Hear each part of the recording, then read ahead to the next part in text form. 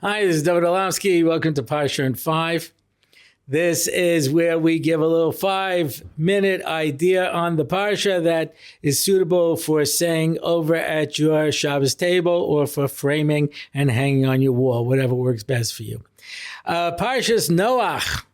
Yeah. There's a flood of ideas in this week's Parsha, but I don't want to water it down. But there's a lot of different ideas that we can talk about.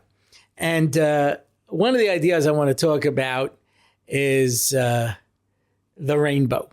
The rainbow is very interesting. The Gemara says that you're not supposed to stare at a rainbow. And in fact, the Gemara in Kedushin has very harsh words for people who stare at a rainbow.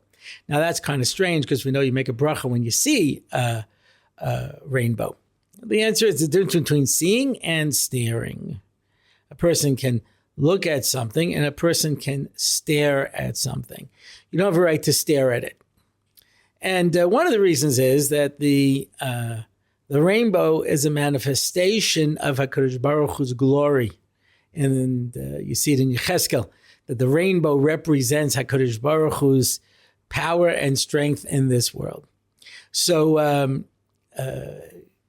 why is that what was chosen to indicate the bris that Hashem said that he would never destroy the world again? I think, and I have not seen this anywhere, it's my own idea, but I think it's because the rainbow is white light that you have applied a prism to, and it divides into different colors, known by the acronym Roy G. Biv. At least when I was a kid, that's what they used. Red, orange, yellow, green, blue, indigo, and violet. Many times I've said this over and people said to me, what is indigo? And I said, it's a color in between blue and violet. I hope that helps.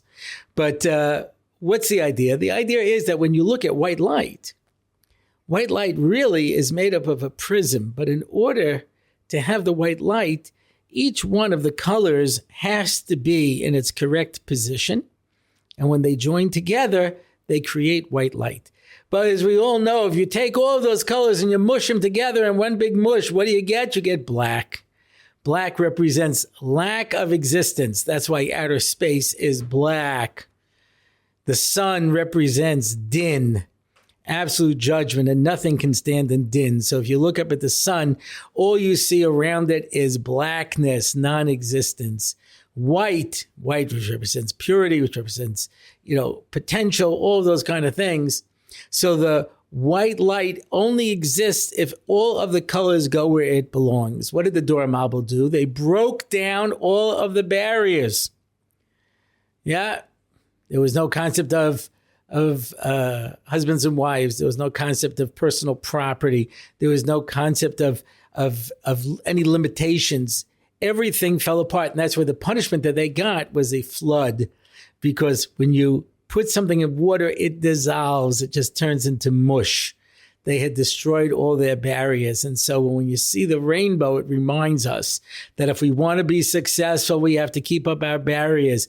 What does this tell us today when we see every barrier falling apart? As the last mission in Saita tells us, before Mashiach comes, everything's going to fall apart. The young will have no respect for the old. The simple will have no respect for Talmidei Chachamim. Yeah, everything is going to fall apart. And we see today, everybody can self-identify to be anything they want. There's no more gvulot, not limited by nature, not limited by science, not limited by genetics. Anybody can be anything they want. Every barrier is down. The message is build a boat.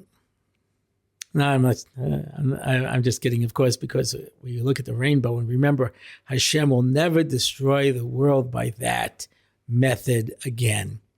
But let's just put it this way. If you look up in the sky and you see a rainbow, and there is a particular movement that uses the rainbow as their method. And it's one of the things that identified the Dor HaMabul. So work that out for yourselves, my friends.